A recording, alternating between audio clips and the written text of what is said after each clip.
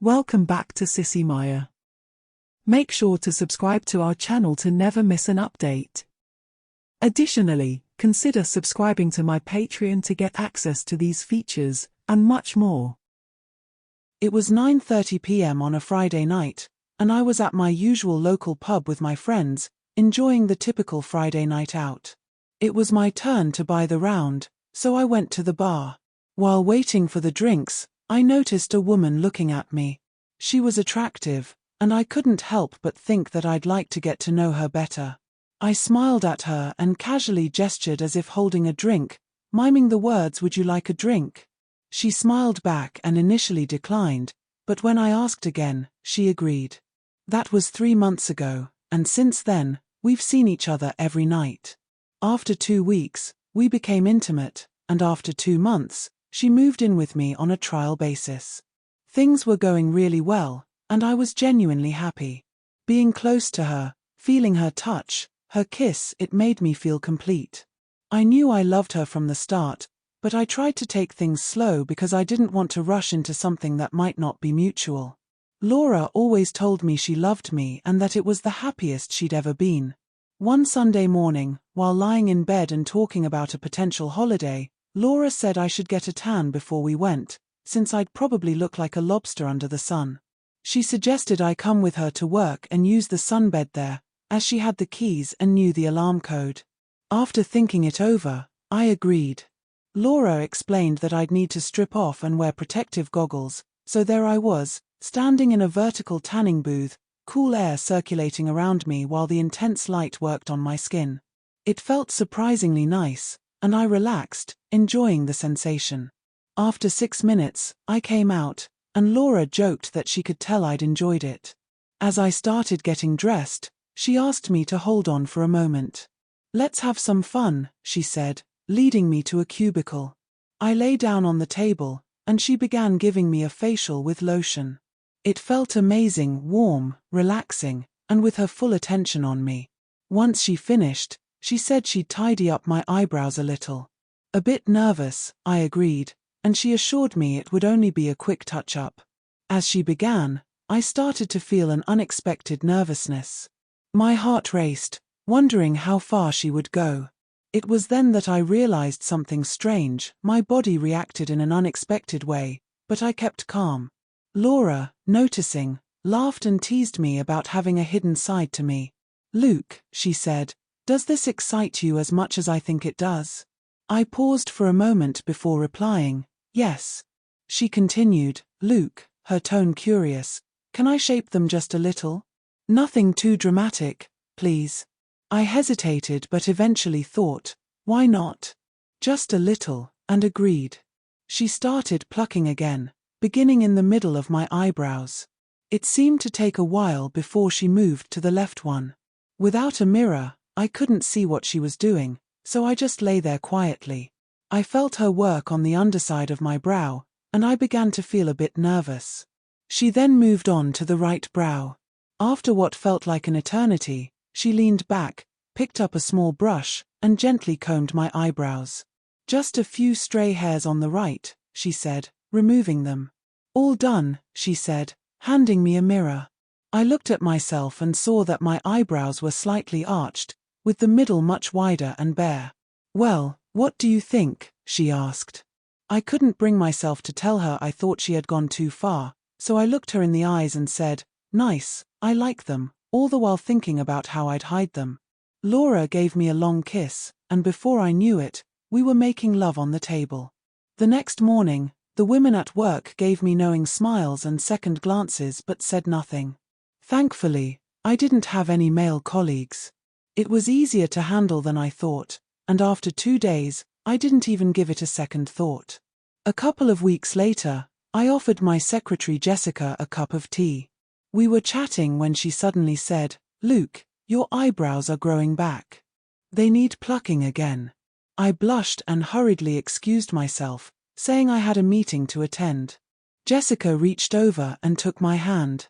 "Don't be embarrassed. I do my husband's, and he loves it. Now sit down and finish your tea." Later that night, I talked to Laura about what had happened at work. She smiled and said that I looked much better with neat eyebrows. She explained that the issue wasn't the shape, but the regrowth, and that she knew a way to stop it. How? I asked. She simply replied, "Never you mind," grabbed her phone, and walked away. 5 minutes later, she told me to get ready because we were going out. Where to? I asked, but she wouldn't tell me. We drove across town and stopped at another salon. Inside, we were greeted by a woman named Ava, who greeted Laura warmly. After sitting down, Ava explained that the regrowth of the hairs could be a problem and offered a solution: laser treatments that would reduce the growth rate by about 40% each time and could even prevent some hairs from growing back. She seemed very professional, and I signed a release form. I was led to a back room, where I was told to lie down and keep my eyes closed. Ava explained that the eyebrows should no longer be plucked so she could see where the roots were. From now on, I was only to shave the areas I didn't want. As Ava and Laura discussed the after effects of the treatment and how long it would take to clear the unwanted hairs, I felt 2 cold discs placed over my eyes. Then, I felt my eyelids and eyebrow area being wetted, followed by a sensation that felt like the underside of my eyebrows was being shaved. I lay there silently, waiting. "Luke, you'll feel a slight burning sensation, and whatever happens, don't make any sudden movements. I've placed metal discs over your eyes to protect them from the laser, but this is still a sensitive area. Please remain still and silent," Ava instructed. I felt a warm sensation between my eyebrows as the laser worked its way through each hair follicle. Slowly, it moved over the center and then under the arches. It was a lengthy process, and I grew more nervous with each passing minute, but eventually, it was done, and they removed the protective discs. "Luke, Laura mentioned that she doesn't like your facial stubble and wants me to take care of it.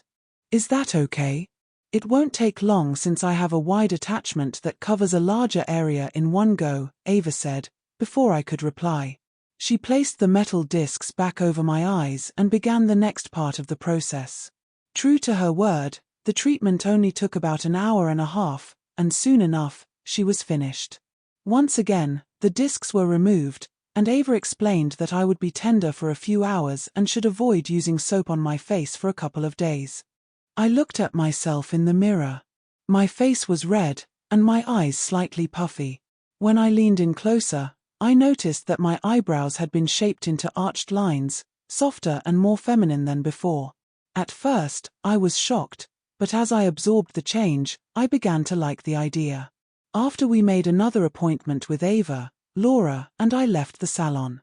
At home, I asked Laura why my eyebrows had been shaped that way, and she explained that the edges had to be softened to blend in better, and that the hair would grow back weaker. She also admitted that, secretly, she liked the idea of me having more feminine eyebrows. 3 weeks later, my eyebrow hair had grown back thinner, though still noticeable, and my facial hair was still patchy in spots. The women at work began complimenting me on how much better my eyebrows looked. I felt less embarrassed each day, and eventually, I no longer worried about it. Over the next few months, the laser treatments continued, and my eyebrows became thinner, while my beard gradually disappeared, leaving just a line of hair above my lip. My sunbed sessions also continued, and I developed a full golden tan.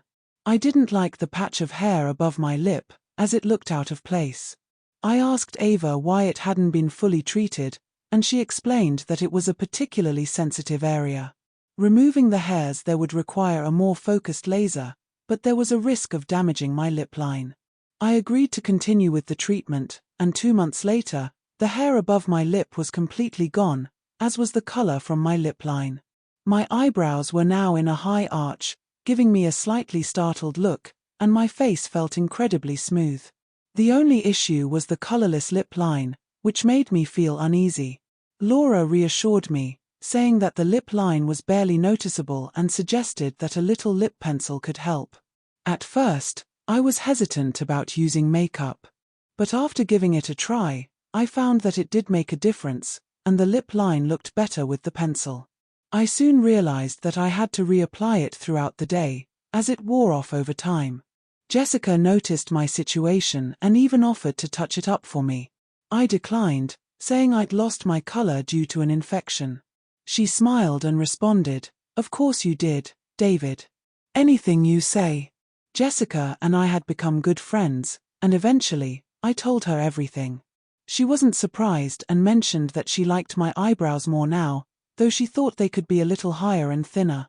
"Do you like them better this way?" she asked. I replied that I did, and asked if she thought they would look even better higher and thinner. "Of course," she said. "Ask Laura what she thinks." Laura smiled when I asked her about it. "I'll call Ava and ask her to raise them a little," she said. "But Luke, this treatment is expensive, and are you sure you only want them raised a little? The cost will add up if you keep repeating it. How about you get a treatment all over your eyebrows to reduce the growth by 40%, and when they grow back, they'll be thinner and easier to shape?" I wasn't entirely sure, but I agreed to Laura's suggestion, excited but still unsure about how my eyebrows would look in the end. "Hello, Luke," Ava greeted as I walked in. "Lie down, and we'll begin." She placed the protective discs over my eyes and wetted the area. I could feel her carefully removing my eyebrows, and I realized there was no turning back now as the laser's first sting hit me. As she worked, Ava mentioned that her business was thriving, allowing her to invest in a new laser. She was excited to use it on me, explaining that it was the latest model, and she had seen excellent results with it. She also mentioned that she'd recently started training in semi-permanent makeup. Curious, I asked her about it, and she explained the process and the options available: eyeliner, eyelash enhancement, lip liner, lip color, beauty spots, and eyebrows. While she continued with the laser, I started thinking about lip liner. I asked, "Could you do my top lip to restore the border?" She said she could, but if I wanted a sharper edge, I should choose a color a bit stronger than my natural shade. I asked her for her suggestion, and she recommended a slightly redder or browner color for a more defined look. However, she advised that doing just my top lip would look odd, and that both lips should be done for a more natural appearance. I thought it over as she continued working. Once the laser treatment on my eyebrows was complete, Ava showed me a mirror. I was shocked to see that I now had no eyebrows at all, just two faint, whitish lines where my tan had been and where my eyebrows used to be. Ava left the room and returned with a makeup tray. She began outlining the left side of my lips with a reddish liner and the right side with a darker one. She carefully blended them, and when I looked in the mirror, I noticed the left side looked great, but the right side was a much darker red, standing out noticeably. I commented on it, and Ava reassured me, explaining that when the procedure is first done, the color tends to come out darker, but it would fade a few shades over the next week, looking more natural after that. She showed me some before and after photos of other clients who had lip liner treatments, and I was impressed. I asked how much it would cost, and she said that once she had completed her full training and obtained insurance, it would be around £400. However, if she did it before then, she could treat me as a model and offer it at half price. I told her I would talk it over with Laura and let her know. Ava seemed a bit disappointed and explained that if I waited too long, the price would go up. She showed me the photos again, and I agreed, "Okay, when can we start?" She smiled and said, "Now. We just need to pick a color and style, and then sign the release form." I looked at the color options and decided that if the color was going to fade several shades, I should start with a darker, more vivid shade. "How about this one?" I said, holding up a deep red.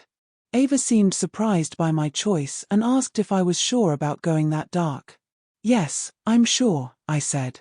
"I don't want to keep coming back for more treatments." She smiled and said, "Whatever you want, but what will Laura think?" I reassured her, saying that Laura liked the arched eyebrows, so I was sure she'd like the improvement in lip shape and color. Ava smirked slightly as she applied a topical anesthetic to my lips and picked up an electric pen. She dipped it into the deep red ink and began tracing my lip line, starting at the corners and working her way inward. "How do you want the Cupid's bow?" she asked. I was a little confused but said, "Whatever you think looks good, I want my lips more defined." She smiled and said, "It will be defined," and continued working, frequently standing back to inspect her work before continuing. After about 45 minutes, she leaned back and asked, "Would you like a small blemish on your top lip?" I was puzzled and asked, "What do you mean?" She explained that it would be a faint beauty mark, something natural looking. She recollared her pen and started applying the mark to the left side of my upper lip. It felt a little odd, but I just relaxed and let her do her work. A few minutes later, she said she was done and handed me a mirror. As I looked at my reflection, I nearly lost my composure. My lips were lined with a dark, deep red, and the center was shaped like the classic Cupid's bow you'd see on a 1950s movie star. The line itself was about 3 millimeters thick all the way around, and the beauty mark was larger than I expected and black. My eyebrows were completely gone, leaving only the pale lines of my tan. Ava noticed the concern on my face and reassured me, "Don't worry. I've watched plenty of videos of the procedure and followed it precisely." I asked, "Videos? Have you done this before?" She chuckled and said, "Don't be silly, Luke. You'll be fine. The color will fade, and the line will look more natural over time." I paid Ava and headed home, anxious about what Laura would say or do. I knew I had gone too far. As soon as I got home, I went straight to the bathroom and locked the door. "Luke, are you okay?" Laura called from the other side. "Yes," I replied. She paused for a moment, then said, "Ava called me and told me about your treatments. Don't worry, I'm not angry. Come out and let me see." Reluctantly, I opened the door. Laura looked me over, then held my hand and led me to the living room. "Luke, look at yourself. You can't grow a beard, you have no eyebrows, a beauty spot, and your lip liner is tattooed on. What's going on? Do you like wearing makeup now? Do you want to wear women's clothes? Talk to me, please." I looked at her and started to cry. I don't feel the urge to dress up, but I get excited when someone works on me. The makeup excites me, and I enjoy the attention. I lay in her arms, continuing to cry. I knew my life had changed. When I woke up, it was morning, and Laura was looking at me. "Good morning, beautiful. How are you today?" she asked. "I'm okay," I replied, taking the mirror she handed me. My lips were still slightly swollen, and the color was as bright as ever. The beauty spot had scabbed a bit and looked duller, but I felt good yet anxious. "Are you going to work today?" Laura asked. "I can't," I said. "I'll be the laughingstock. I'll get fired." "Don't be silly, David. People have noticed your interest in feminine looks, and I'm sure you'll be okay. Besides, you can't hide forever. Now, get up, have some breakfast, and get ready." At work, everyone was silent at first, but that didn't last. Soon, some of the women started wolf whistling. I remained calm, and with each whistle, the embarrassment wore off a little more. Jessica came in, sat next to me, and asked, "Do you want to talk about it?" So, I did. I told her everything. When I finished, she leaned over and kissed me on the cheek. "I think you look beautiful," she said. "You shouldn't stop here. Consider getting your eyebrows and eyeliner done the same way. Once it's done, the embarrassment will fade. People will get used to it, and you'll feel more comfortable in your own skin." I said I wasn't sure, but I'd talk it over with Laura. Laura was supportive and encouraging but insisted that if I were to go through with it, she'd pick the colors and styles since my sense of makeup was terrible. I thought for a moment and finally said, "Okay, you pick." 3 weeks later, my eyebrows still hadn't grown back, and my lip liner was as vibrant as ever. The beauty spot had faded slightly but still looked sharp. We went to Ava's salon, where Laura and Ava were deep in discussion. I couldn't hear the details, but I knew Laura wouldn't go too extreme because she cared about me. I lay on the table, with topical anesthetic applied to my eyebrows, eyes, and lips. I wondered if they were going to touch up my lips, too. They started with my eyes, and I couldn't see what color they were using, but it seemed dark. They worked on the inside and outside of my eyelids, then placed stencils on my eyebrows. "No," Laura said to Ava. "Too low. It won't look right. We need to go higher. Ava asked, are you sure? But Laura just took the stencil off and marked the area where she wanted the eyebrows to be. Ava picked up another stencil and placed it on my brow line. How's that? She asked. A little more, Laura replied. Ava asked, do you want the feather technique so they look like fine hairs? No, solid, Laura said, and the shade we discussed. Ava got to work, tattooing first one eyebrow, then the other. She worked quickly and was soon done. Next, she started on my lips, and this time I could tell she was coloring them in. When she finished, Ava leaned over again and added a slight mark to my right cheek. Luke, you look beautiful, Laura said. Ava cleaned my face, and I stood up to look in the mirror. What I saw shocked me. My lips were colored red, but slightly lighter than the lip line. My cheek had a beauty spot, and I realized I now had two.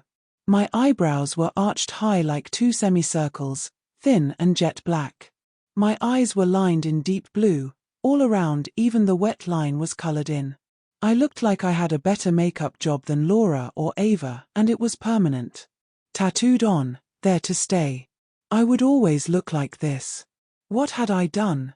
I just sat there, silent, not thinking, not worrying about how others would react, just staring at my reflection, my beautiful self. On the way home, Laura and I didn't speak. She was driving, and I just stared at the road ahead. When we got home, she sat next to me and admitted that it had always been a fantasy of hers to make love to a man who looked like a woman. I looked at her, and instead of feeling anger or confusion, I smiled. I gently kissed her, my lips still swollen and tender, but soon we were making love.